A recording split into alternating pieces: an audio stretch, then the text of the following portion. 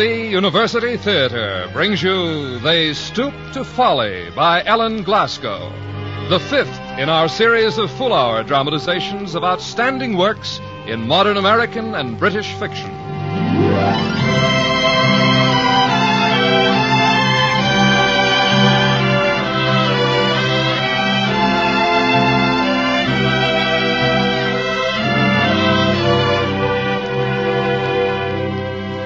When lovely woman stoops to folly and finds too late that men betray, what charm can soothe her melancholy? What art can wash her guilt away?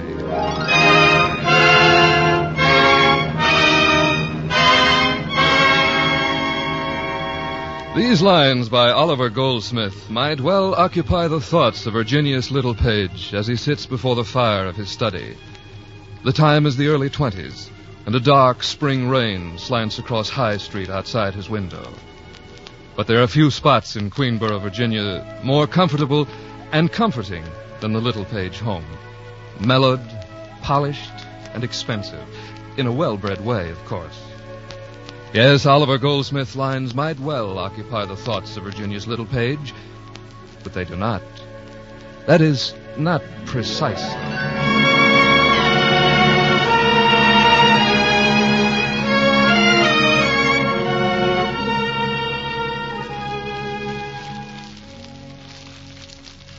Yes, it is a nice fire. Well, crackle away. Soon it'll be spring and we'll have no further need for you. Spring, and about time, too. It has been a strange winter. Now I don't quite know whether I'm a disappointed idealist or whether my liver's acting up again. Probably just middle age or the after effects of the war. Funny. It was raining just like this that day last fall, and there was a fire like this at my office.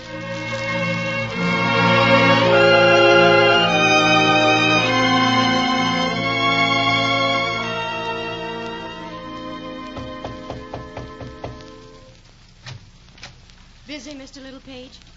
Oh, not at all, Millie. Come in, enjoy the fire. Beautiful, isn't it? Lovely. Here are the papers on the Mitchell case. Will you be in court today? With a daughter returning from Europe, I should say not. You are happy, aren't you? Mary's a fine girl. You've no idea how much I've missed her. She'd have been home long ago, you know, but she felt it was her duty to remain with the Red Cross after the war. Balkan orphans and all that. Mr. Littlepage, now that she's coming back... Well, Millie? Could you ask her about Martin? Yes, of course. Martin Welding. I just have to know what's become of him. Millie, my dear, hasn't that man caused you enough unhappiness? No. Not a moment's unhappiness, Mr. Littlepage. Obviously, he deserted you when you needed him most. He went away to war. He couldn't help that. Yes, he went away and left you unmarried and alone with your trouble. At least he could have helped that. He never knew. He still doesn't know that for a few hours he had to see yourself all this. Because I wanted to spare him. There was nothing he could do. Nothing. I wanted him to be happy. Martin isn't a fighter. He was so miserable himself at the thought of going to war. Well, the war's over now. But Martin is still Martin. He stayed in Paris because there was something he wanted. Something he could find only in Europe. Yes, definitely. Escape from his responsibilities. I'll ask Mary, of course. You know, I wrote to her to try to look him up. That was 6 months ago. He'll come back, Mr. Littlepage. We love each other. He can't forget that. But, Millie... Please. You've been very kind to me. Really much kinder than a father. But this is my life, Mr. Littlepage. I have to live it. I want the freedom to choose the things I believe in. And I believe in Martin Welding. With no regrets? Oh, I know about regret, all right. The regret for what you've had doesn't last so long as the regret for what you've missed. And you'll defy all our social conventions to work out that philosophy. I won't defy them. I'll overlook them. Yes, but Millie... Look at my mother. She waited for Father till she dried up to a husk. and all it did was drive him away. And now you're making her unhappy again. No, I didn't make her unhappy. She was born that way. And she couldn't bear the thought of my having happiness with Martin. Millie, you must never say such things. But it's true. Would you rather have deceit? I'd rather you showed respect for your mother. That would be deceitful. Well, we're just arguing at cross purposes, Millie. I'll speak to Mary. We'll find out about Martin Welding. Is that all? Yes, that's all. That's everything.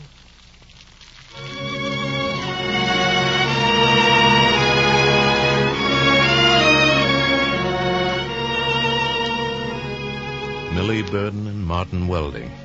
Millie had more than courage, and despite my protestations, I couldn't help but admire her. She'd flown in the face of Southern virtue and yet calmly refused to own up to the fact that she was a fallen woman. As my brother Marmaduke later pointed out, I think I resented that. I wanted her to be contrite or repentant or at least aware of her folly. But she merely loved. Not in the least like Aunt Agatha, wrapped in sin and rounding out a half-century of punishment for one ill-considered moment. Or, for that matter, like Amy Dalrymple, who wore her indiscretions with a certain tarnished freshness. Amy Dalrymple. Wonderful Amy. It had been 12 years.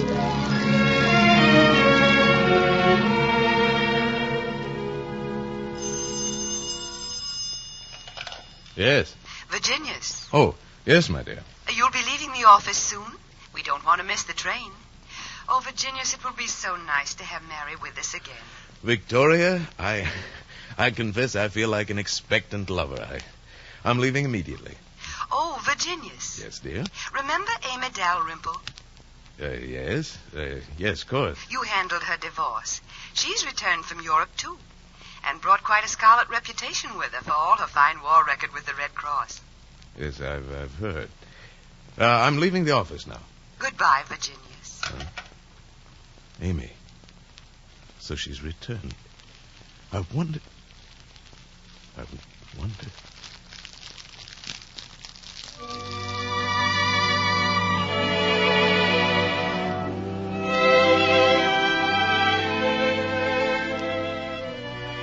And so I walked home from the office that day. My joy at Mary's return was tempered by a certain sense of discontent. Perhaps it was the news of Amy Dalrymple's return. Amy Dalrymple. Frivolous Amy, the one woman in the world who made me realize that Victoria had every charm except the thrilling touch of human frailty. She was the only one who ever made me wonder if I might not have been happier with a woman who was sometimes indiscreet, but at least always amusing. It'd been almost 12 years since that August evening when, well, we might have had a love affair. I was shocked, not by my former rashness, but by my present sense of regret.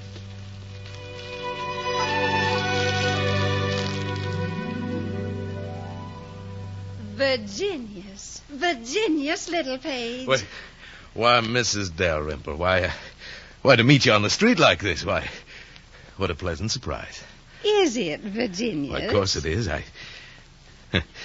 I just heard of your return. Yes, I was in Europe when the war came, and I simply stayed on. My daughter heard of your hospital work everywhere, even in the Balkans. Mary, was she in Red Cross work? Yes, and returning today, as a matter of fact. Strange coincidence. Two of you arriving so close together? Yes, but the war has been over for years. Oh, not over long enough to exhaust Mary's moral energy. She stayed on to organize a war orphanage in the Balkans. Still an impressive collection of ideals and high principles. Yes. But I have a feeling she's enjoyed the whole thing. Well, I've sometimes thought, Virginius, that the worst thing about the war was that so many of us who weren't hurt really enjoyed it. But when it was over? Oh, well, when it was over, we had nothing to fall back on. Nothing to do. Wasn't that way 12 years ago, Virginius. But you must have forgotten. No, I haven't forgotten. Oh. Amy, why did you go away? Because I needed to learn about life. Or love. And did you? Well, I learned there is little kindness in love, and that's what I wanted to find, Virginius. And you didn't? No. Right. Amy, once I gave you kindness when you needed it. Kindness, Virginius, but not love. Oh, but Amy... I'll be staying in Queenborough for a while. We'll have time to talk later.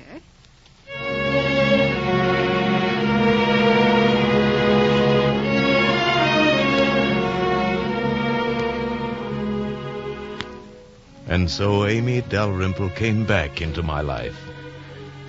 It was a nice life, padded against the world by the Victorian idealism that had somehow continued to survive in my corner of Queenborough. Of course, there were some irregularities. I didn't approve of Millie Burden's conduct, but on the other hand, I didn't believe her to be incorrigible. And so I continued to walk home in the mist of pleasure at Mary's return, in a fog of confusion at Amy's appearance, and in the firm conviction that Millie's case had to be dealt with.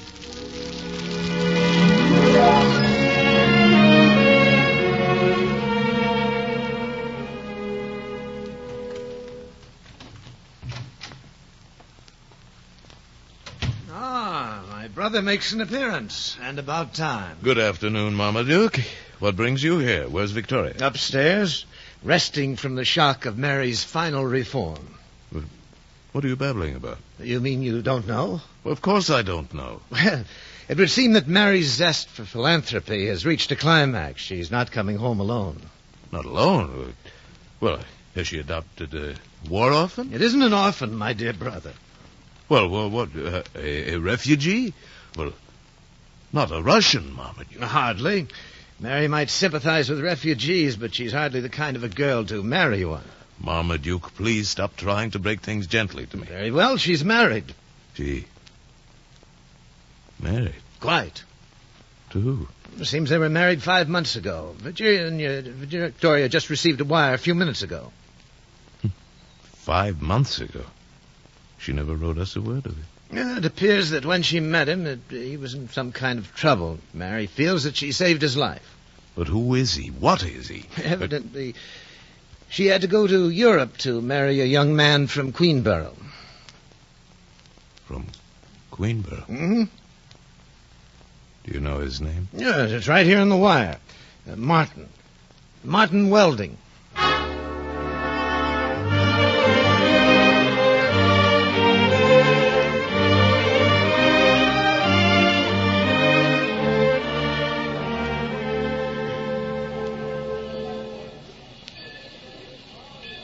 Father, I had hoped that you'd take my sister's latest gesture a little more philosophically. Duncan, please. Your father and I are both quite distressed.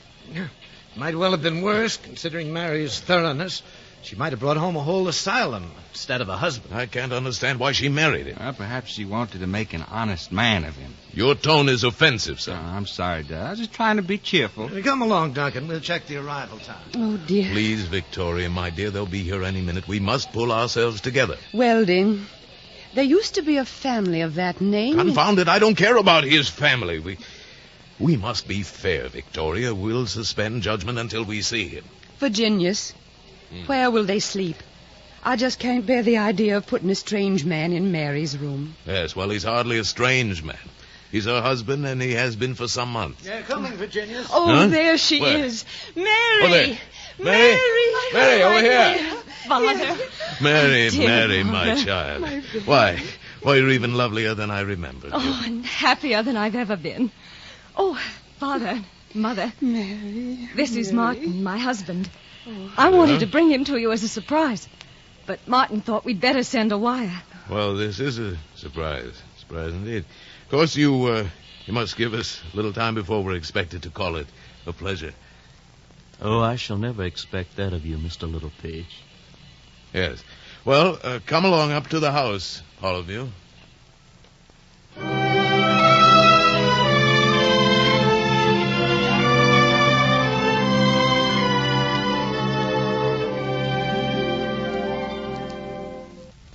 Mary and her mother have gone upstairs for a talk. And you think we'd better have one, too. That's why I asked you into the library. I wonder if I could have a drink. I feel as if I were giving way somewhere inside. Certainly. I'll take one with you. It, isn't a habit, is it? It used to be. But Mary doesn't allow habits in marriage. I suspect she married me because she saved my life. She's my good angel, you know. Here's a drink. Now, if I may ask, what plans have you made for the future? Absolutely none. That's scarcely commendable. Oh, it isn't so bad as that.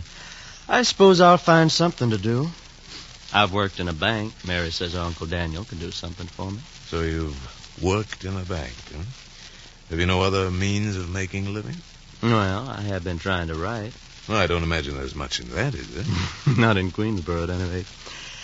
You know, I've told Mary again and again I'm not worth half what she's done for me. But she insists I'm all she thinks I am. I see. Well, let's hope that it turns out all right. Yes, let's hope so. Another drink?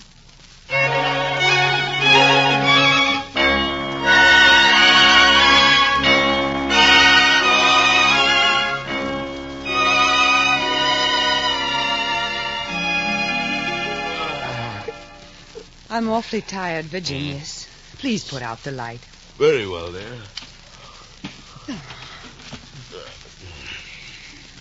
Well, what were your impressions, my dear?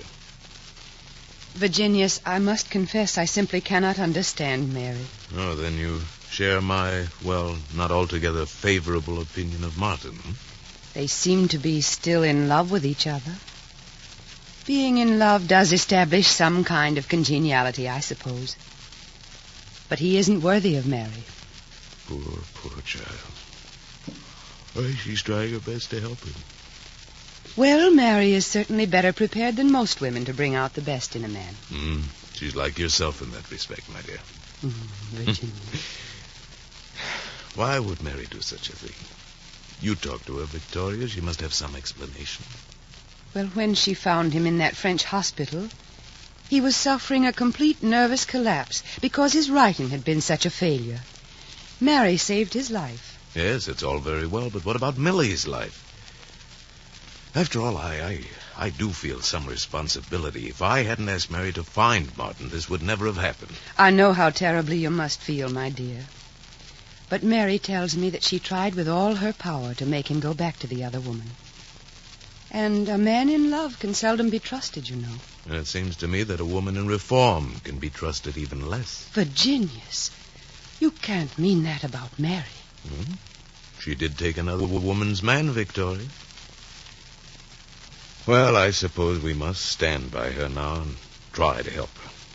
Don't feel too harshly, Virginius. She's our daughter.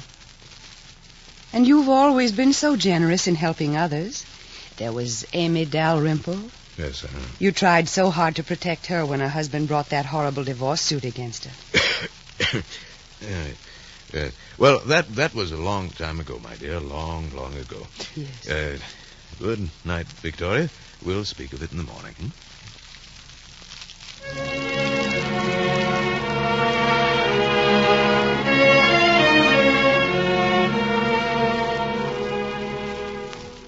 I'm afraid I must confess to being one of those pillars of Virginian society that are held up right by the firm support of women's influence. But in those days, Victoria's support lacked its usual security. New problems had entered our lives. Mary and Martin and my responsibility to Millie Burden, and an old one had returned, Amy Dalrymple. Nearly 50 and as handsome as ever. More lovely and graceful than most women are half her age. Oh, how could I think of Amy at that time? There were so many other things to do. The next day I went to see Millie at her mother's home, a ramshackle, untidy house in which my brother Marmaduke rented a studio.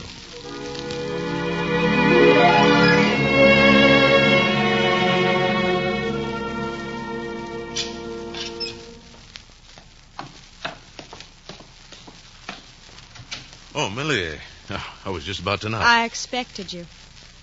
Well, won't you ask me in? Come in. I see you've heard, my dear. Your brother told me. Frankly, child, I came prepared for tears, but not for this. This, iciness. Yes, of course.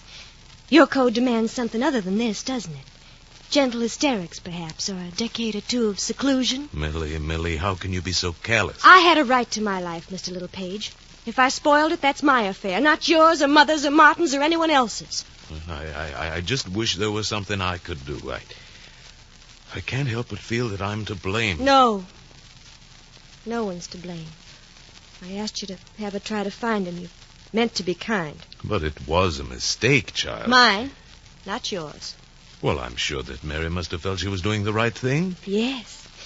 The right thing is always what she does. So high-minded and unselfish. You mustn't be hard and bitter. I want to be hard and bitter.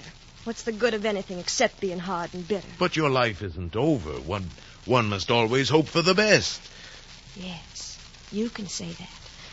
But for me, there isn't any best. Even if there is, I don't want it. All right. Then what do you want? To be happy. That's all. Is it too much? Millie, I wish happiness for you. You know that.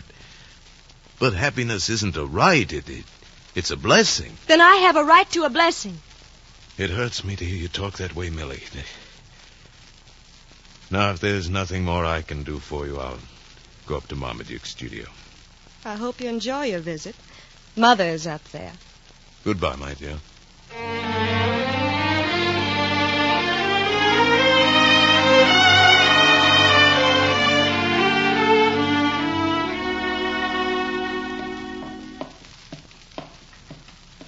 My advice is worth so little, my dear lady, that I hesitate to inflict it upon you. But, well, we have a visitor. Mrs. Burden, Marmaduke. Oh, Virginia's. I was just about to tell Mrs. Burden here that if she needed the opinion of a man of sense, she'd better consult you. It's Millie, Mr. Littlepage. Oh? What about her? I keep reminding her that I have a right to her confidence, but it's no use. She never tells me anything. And Mrs. Burden was just reproaching me. She says that I encourage this sinful attitude. Oh, it seems to me, dear lady, that her attitude is commendable. Ah, Mr. Littlepage, I shouldn't have believed that you'd encourage Millie. I'm only trying to help her make something of her life. And there's the rub. Mrs. Burden objects to what she feels is an immodest recovery from masculine wiles. Well, it all comes from this wild living since the war. Silk stockings and short dresses could only end in immorality. Your view, dear lady, appears to me to be entirely too hopeless. Well, it's none of my doing. I've always done the best I could with Millie. Mrs. Burden, isn't it true that your first consideration must be your daughter's welfare? Her eternal welfare, Mr. Littlepage. Well, you can mean that you wish to see her suffer on earth. Well, doesn't the Bible warn us that there's no salvation for the sinner except through repentance? And what does Millie say to all this? Oh, she has no sense of shame. She says only that her life is her own, and that she has no regrets.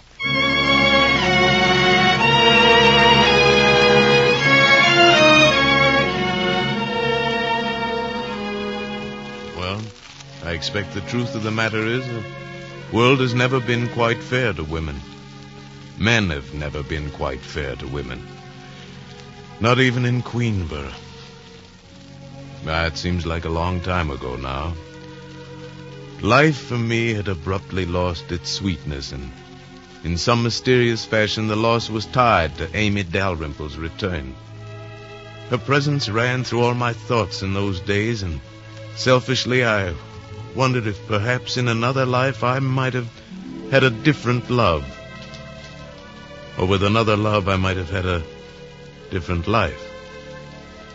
It was not at all fair to Victoria.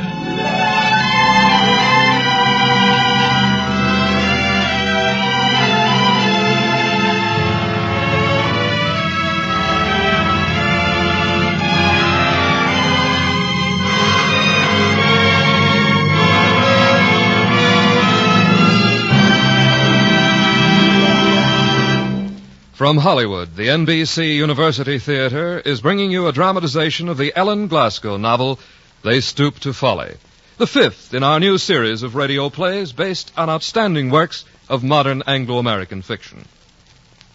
And here to serve as our intermission commentator is Mr. Harrison Smith, the distinguished author, editor, and president of the Saturday Review of Literature. His comments on today's novel gain added interest from the fact that he was also a close personal friend of Ellen Glasgow. Now here is Harrison Smith speaking to you from New York.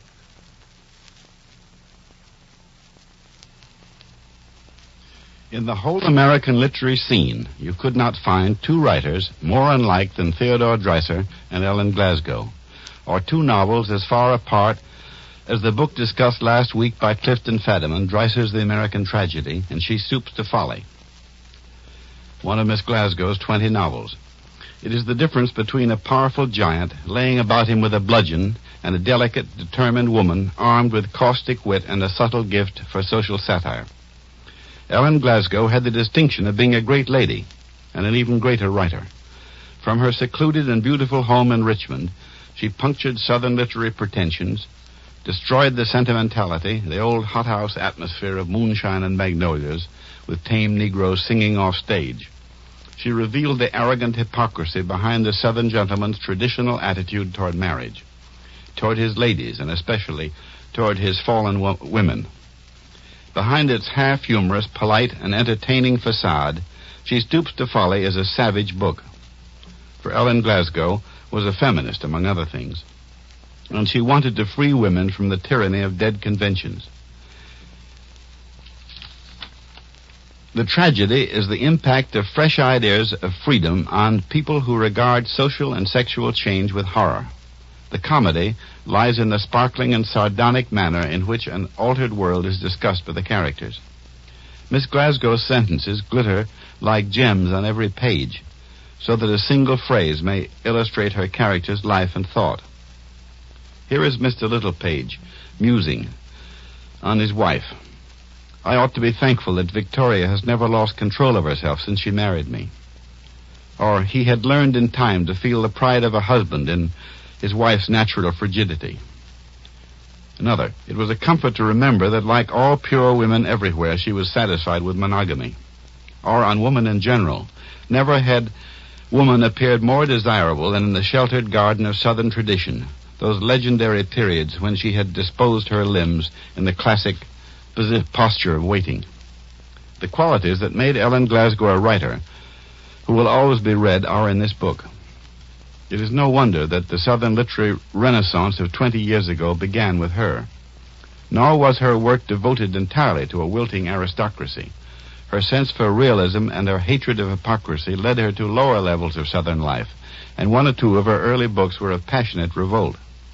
Her books are as fresh and even as startling today as they were when they were first written. It is safe to say that she belongs to the permanent literature of this country.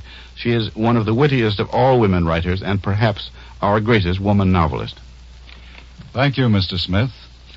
Our dramatization continues from Hollywood after a brief pause for station identification.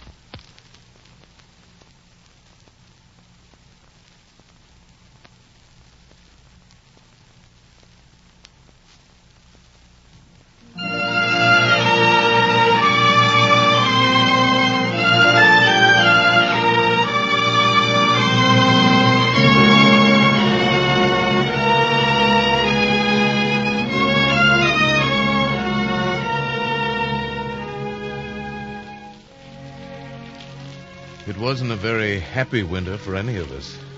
Even Victoria, usually so calm and sure of herself, seemed tired and ill. Martin was, to put it kindly, unpredictable. And even Victoria seemed worried about it at times. But he was working at Daniel's bank, and we didn't expect that he and Mary would remain in our home much longer. I can't say we were disappointed. Millie? Well, Millie Burton was still a problem. A problem created as much by her mother as by Martin Welding. Only Aunt Agatha seemed to be untouched by the events which had clouded the lives of the rest of us. Agatha and, of course, Marmaduke.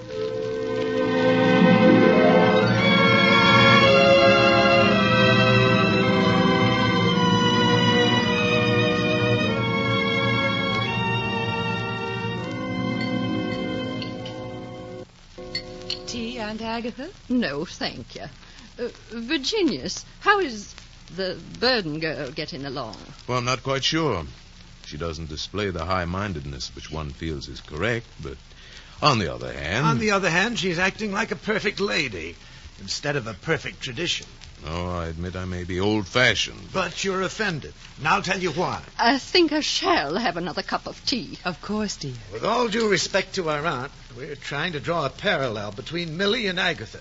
Agatha may be a fallen woman, but she's paid the price. Self-imposed imprisonment in a mid-Victorian cell of righteousness. Marmaduke, you might show a little consideration.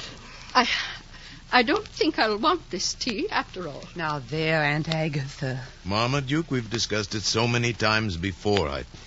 I believe there are certain standards, certain conventions which must be lived up to. You do not live up to them. And there's an end to it. Well, then... If you'll excuse me, I don't want to be late. The movies, you know. Of course, my dear. You do enjoy them, don't you? But are you going alone? I like to go alone. But I met Amy Dalrymple in the street this morning. She offered to drive me. Aunt Agatha, you must not let Mrs. Dalrymple impose on you. Oh, come now, my dear. Please, Virginius. Agatha, I'd rather not say anything against her, but she has always been a rather pushing person. I'm sure she doesn't mean to be pushing.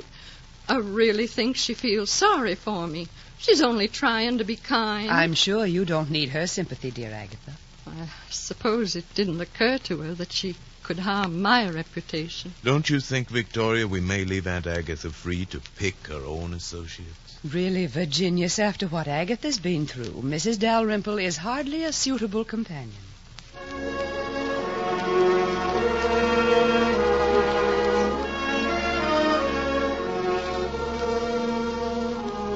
No, it definitely wasn't a very happy winter. Sitting before the fire now, I realized that something was happening to me and to my world. I was fighting to preserve a world of manners and customs that had been dashed to death by the war. I hadn't Marmaduke's flexibility.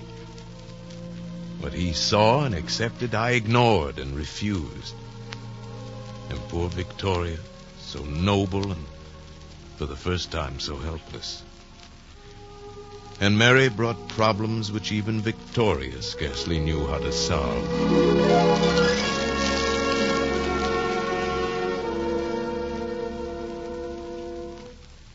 Mother, here you are in the library. Just resting, my dear. I looked for you earlier, but you must have been out.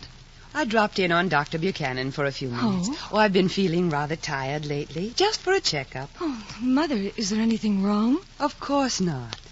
But don't say anything to your father. He becomes so concerned. Well, if you're sure. Yes, dear. Mother, there's something I want to ask you to do for me.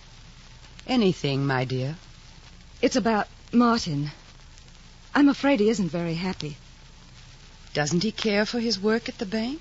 Oh, well enough, I expect. But he's so restless. He keeps wanting us to get a place of our own. And wouldn't you like that? No, not now. I wish you'd speak to him about it. Tell him that it's best for us to stay here. But, Mary, that hardly seems necessary. Oh, but it is now. It's very necessary. Mother, I'm going to have a baby. Oh, my child, how wonderful. Why haven't you told us before? Oh, because, things are so unsettled. But this will make all the difference in the world. Why, I'm sure that Martin will understand why you should stay with us here. It's his writing. He seems to feel that he might do better somewhere else. I'll speak to him. He'll realize that that's not the most important thing right now. Mother, this will make a difference, won't it? Of course, dear. A family is probably what he needs. He's so weak. The responsibility will strengthen his character. With your help, Mary. Yes. He's so dependent on me, Mother. He calls me his good angel. I try so hard to be. I'm sure you are, my dear. I can't help feeling that I did right in saving him from that woman. She wasn't the right kind of girl for Martin, Mother. No. No, I suppose not. I just can't understand, Father. Having her in his office even now. Well, after all, that's really for him to decide. And the girl does have to earn her living. Oh, of course. I wouldn't want to interfere with that. Then what do you wish? Well, Mother, it does seem that she could work somewhere else. Well, your father says that she has mentioned going away. Well, then why doesn't she go? Well, perhaps we can make some arrangement. I understand she and her mother both live on Millie's salary. So if Millie were to leave town, something would have to be done about her mother. Mother? Yes? What about the House of Hope?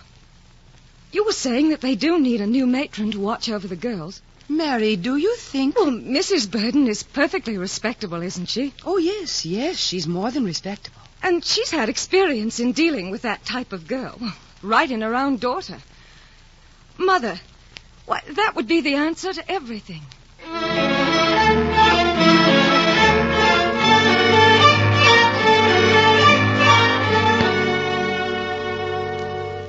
And so Mary is expecting to become a mother, my dear. So soon? Well, I hope she's pleased. She's delighted. But it's not so soon, Virginius. They were married last spring. Yes. Well, better late than never. Virginius, I don't know what's come over you. Hmm? You seem to grow more flippant every day. Oh, I'm sorry, my dear. However, if Mary is pleased, my attitude doesn't really make much difference, does it? That's exactly it, Virginius. Mary has been worrying over your attitude. And, of course, any worry is bad for her. She didn't help much by bringing Martin into our house. Victoria, I just can't stomach that fellow. But for her sake, dear, I wish you would try to talk with him. He's so restless and erratic lately. It's no wonder he walks the streets half the night. At least that's what he says he does. Sometimes when he's so late, I almost wonder if he's seeing that girl again. Millie? Why, nonsense. Well, if he is, it won't be for long. What's that, my dear? Are you coming to bed soon, Virginius? In a minute, when I finish my cigar.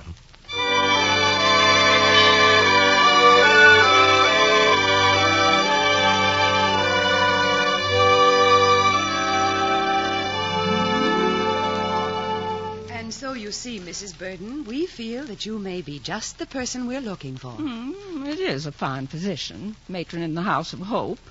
Those girls need a strong hand. I feel I could do some good there. And Mrs. Burden, Millie could leave Queenborough if you were provided for. And who would provide for her, I'd like to know. What would become of her if she didn't have me to advise her? She has her mistakes to live down. But don't you see, she might be able to forget the past more easily this way. To forget her mistakes. Well, I'm not sure I'll hold with that, Mrs. Littlepage. To my way of thinking, we must repent for our mistakes, not forget them. Nevertheless, I suppose we must make allowances for the changing times, for the unsettled conditions since the war. Well, it'd take more than a war to make me forget my behavior. Hello, Mother. Millie. You have company. Why, yes, Millie. We're talking about you. It must be a pleasant chat, Mrs. Littlefield. We were discussing your desire to go away, my dear. I was thinking that perhaps it might help if your mother accepts a position with one of our charitable institutions, the House of Hope. And have you accepted, Mother? Well, I don't know what to think. Millie, I just couldn't let you go to New York by yourself. Oh, but I could get on perfectly well, Mother, and I'd be free. Well, you may think you can manage so easily without me, Millie, never giving a thought to anything I've done for you. But you'll be sorry when I'm gone. I'm sorry now, Mother. I've always been sorry. But I do want my own life. I do want to try to live. I don't have much to give you, Millie. Nothing but a mother's love and a mother's prayers. You could love me and pray for me in New York just as well as here. Mrs. Burden, couldn't you take the position just for a few months until she gets settled? But I just couldn't sleep at night thinking of Millie alone in New York. Perhaps we'd all better take a little time to think things over. I'll be running along. I'm not asking for much. Only a little time by myself. Only a chance to try to live. I have a right to that. Of course you have, child. Good night. Good night, Miss Good night, Littlepage. Mrs. Littlepage.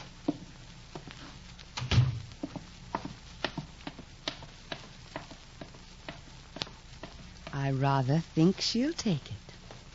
I'm sure it'll be best all around. Why, who's that? Oh, no. What can he be doing here at this hour? Martin Welding.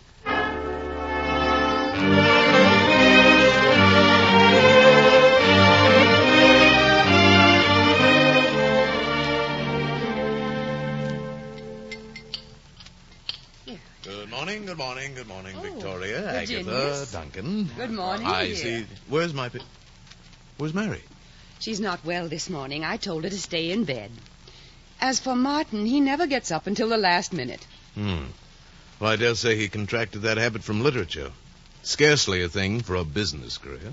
He complains that he can't sleep nights. Pass the butter, please. Do you know when he came in?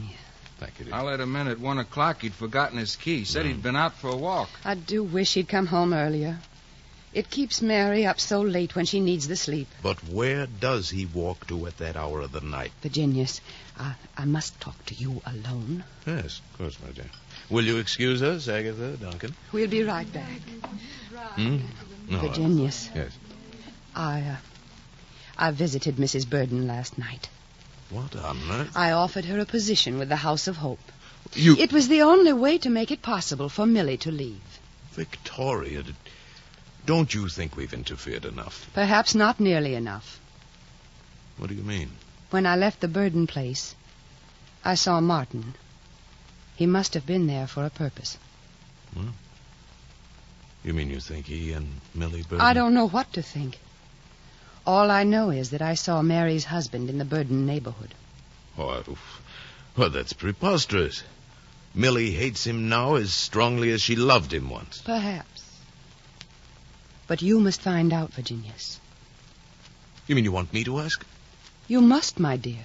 But, Victoria, the girl's unhappy enough. Now such a question would only serve to open up the old wounds. Your daughter may someday be wounded too, Virginius. Martin Welding was Millie's love. Mary made him her own. If anyone must suffer, why should it be Millie? Because Mary is our daughter. Very well, Victoria. We'll see. I'll talk to her.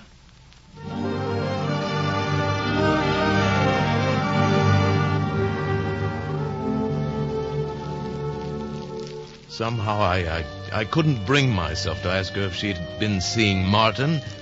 It was like piling cruelty upon cruelty. And for the first time in my life, I was sick of doing my duty, of noble motives which create ignoble problems. Millie Burden was going away. Let her go in peace. And perhaps Millie was right, and I'd been wrong. I'd never really dared to live. Not as she'd dared. There was spring in the air that day, but I was still living in the dead of winter. And that night, the light in Amy Dalrymple's window across the street looked, well, just like a star. And I wondered what might have happened if I'd followed my impulse that night 12 years before. If I hadn't lost my courage.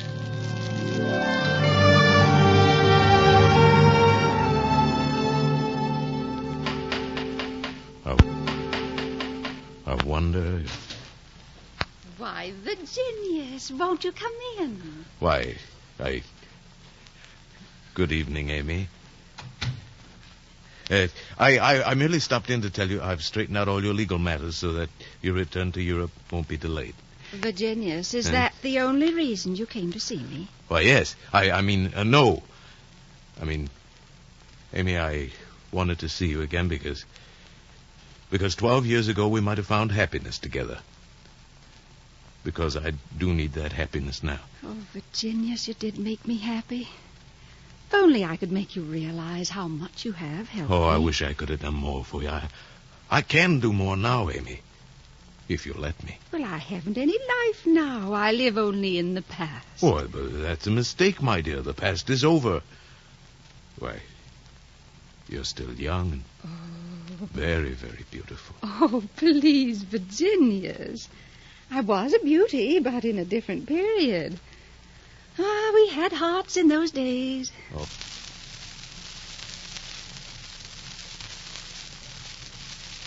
Oh, Amy, why can't we forget our memories? This is the present. This is us, now. You have changed, Virginia. Remember that night you kissed me? And then went away? Yeah. That's why I left Queenborough 12 years ago, because, Virginius, I thought you no longer respected me. Oh, how could you, Amy? Why, it was just that I feared we might be making a mistake. Truly, I blamed only myself. Oh, but was there anyone to blame, Virginius? Or is it just that I was so weak and you seemed so strong? And I needed someone's strength so much. And you need it now, Amy? Yes, I need it now. Then I offer you mine. I wonder if this time you really mean it. Of course I mean it. Oh, Amy, don't you understand that It's just a telephone in the hall. The maid will answer it. Yes, go on, Virginius. Huh? Oh, I was saying it's late, Amy. I better go. Must you, Virginius? Oh, yes, but I'll come again. Do you promise? Yes, perhaps tomorrow. Virginius, you can't go now. Oh, but I can't stay. You know that, Amy. I'll come back as soon as I can. Just as soon as I can arrange it. Good night. Good night, then, Virginius. Oh. Why did I say I had to go? Perhaps I'm not cut out for a philanderer after all. Huh? Maybe I'll see her again. At least I can look Victoria in the eye. I wonder if... Oh, I beg your pardon. Hey, Martin. Oh, it's you, is it? Anything wrong? Is anything right? Wait, you look as if you're in pain. I'm in misery, if that interests you. It distresses me. Distresses you? I've come to the end of my rope. How much longer can I stand it? Stand what, my boy? Oh, the whole thing. Life, marriage. Talk sense. Why should I? I'm not normal. I'm not rational. Look, can't you understand this? I've had enough of women. I want to get away from every woman on earth. Then why did you marry? Why?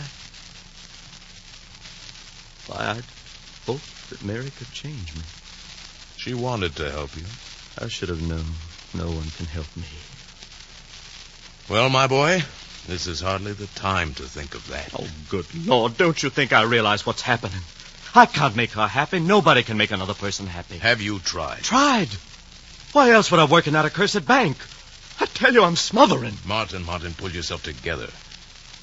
Oh, we can't settle this out here. Come in the house and tomorrow... I wasn't coming in. I was going for a walk. Well, there's no way to try to collect yourself. Come back into the house. You need a stiff drink anyway. Well, Oh, all right, then. Wait for me in the library, Martin. I want to speak to Victoria. Father! Father! Mary, what is it? Oh, Father. It's Mother. Oh, Father. I tried to wake her. I couldn't wake her. Oh, Father. She's dead.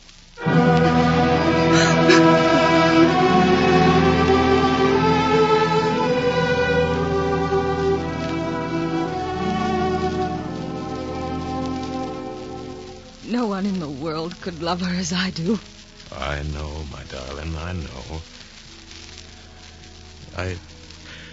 I think I never really understood her. I never really appreciated her goodness. Why, she must have lived in anguish this last year. And I never even suspected that she was dying. The letter, Father. Please read it. Okay. Dated last December.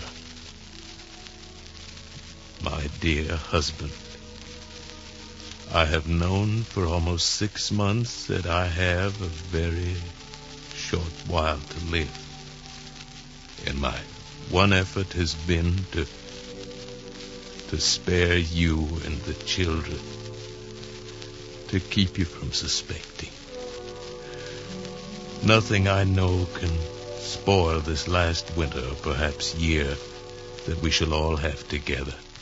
But before it's too late, there's something I wish to say to you. And it stops, Mary. Really, she didn't have to write the rest of that sentence. Why, she said it with her entire life.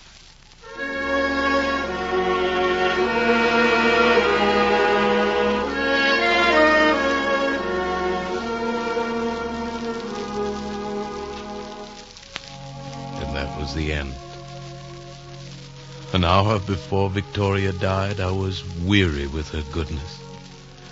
I was almost faithless to her in spirit.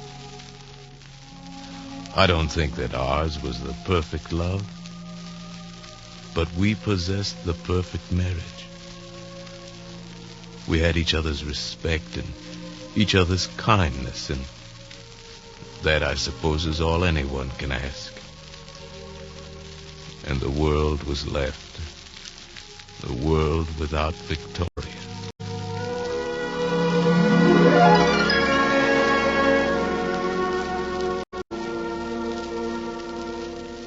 I'm sorry, Virginius. I'm sure the Victoria didn't approve of me, but on the other hand, I approved of her. I'm sorry about Victoria. Has Mary come in from the cemetery yet? Yes, she went directly to her room. She's not at all herself right now. I'm sure she didn't intend to avoid you, Marmaduke. That does seem strange. One might have supposed Mary losing her morals more readily than her manners. At a time like this, Marmaduke, I think there's no need to jest. Or perhaps all the more need, my dear Virginius. Father. Father, it's Martin. What? Well, Mary, what is it? He's gone. He's left me. Forever, he said. Please, Mary, we have a guest. Marmaduke. But you don't understand. He's gone. Martin's gone.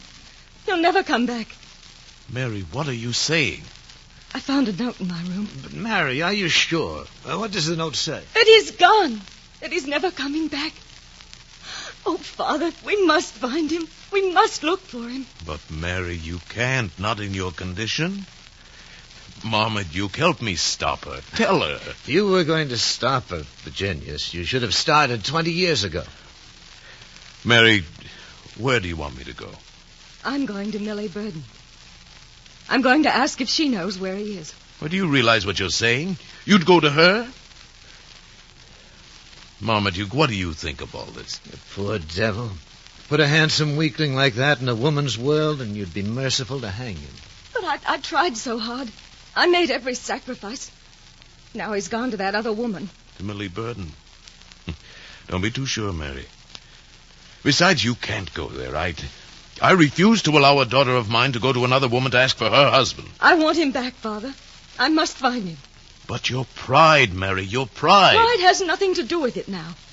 No matter what happens, I must save him. Marmaduke, help me. Are you coming or not, Father? Do you want me to go alone? All right, Mary. All right, I'll go with you.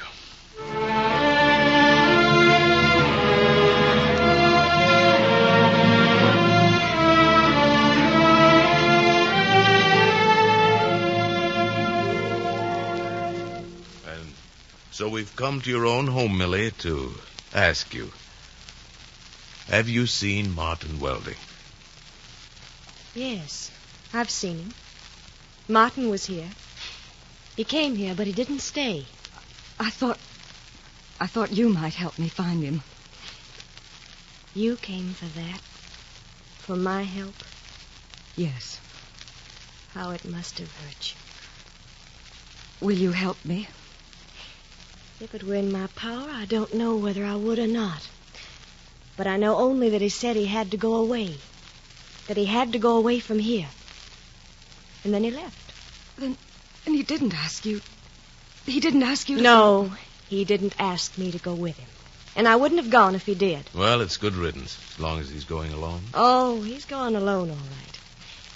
He thought he wanted me, but... Yes? But all he really wants is loneliness. All I want is for him to be happy. If you could make him happier... Don't say it. I couldn't make him happier. And I don't want him. What I want is something worth loving. And I'm going away to look for it. Well, I hope you find it, my dear. And I hope that you recognize it if you do find it. At least I'm free to look. Free to begin everything again. Come, Mary, we better go home. Yes, Father. Let's go home. You know, I have a feeling that if we wait, he'll come back again. Yes. Doesn't everything come back if you wait until you've stopped wanting it? Perhaps. But in the meanwhile, Mary, the important thing is to bring a happy child into the world. My child. I'd almost forgotten. We can't forget now. Yes, my dear, you must be brave. We must try to do the best we can.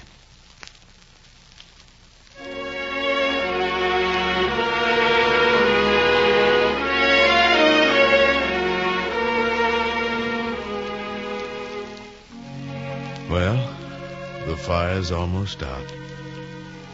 And there will be another spring.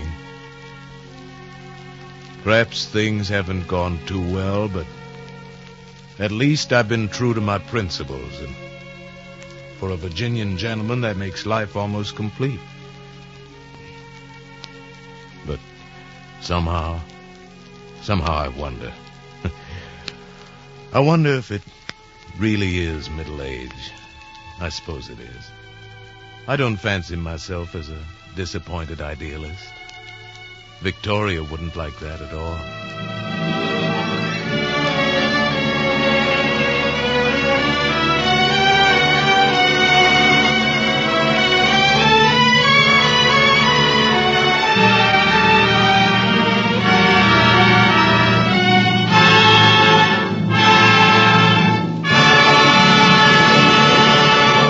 The curtain falls on the fifth in our new series of radio plays based on outstanding works in modern Anglo-American fiction.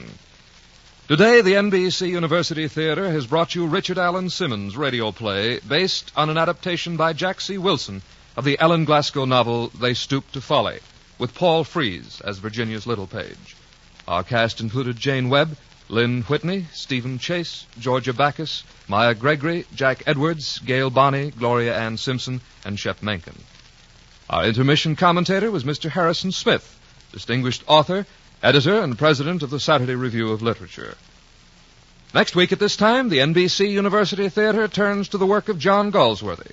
Nigel Bruce will be our star, and Mr. James Hilton will be our commentator, as we present an adaptation of the famous Galsworthy play entitled Justice.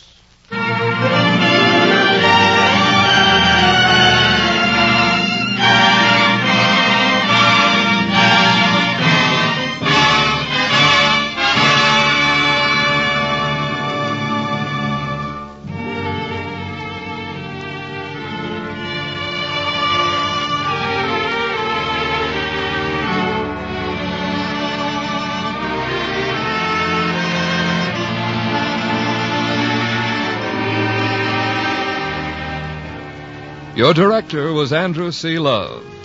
Original music for They Stooped to Folly was composed by Albert Harris and conducted by Henry Russell. Productions of the NBC University Theater are currently being used in conjunction with a course in Anglo-American fiction at the University of Louisville.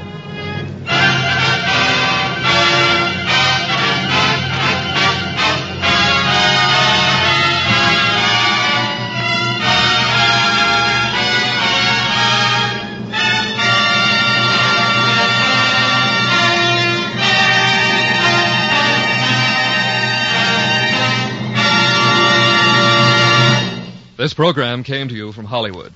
Remember to hear the Big Five tonight. 5 of the funniest shows in radio. Start with Ozzie and Harriet, then listen straight through for Jack Benny, Phil Harris and Alice Faye, Edgar Bergen and Charlie McCarthy, and Fred Allen with guest Dale Carnegie. For the best time of your life, the best time is tonight on most of these NBC stations. This is NBC, the national broadcasting company.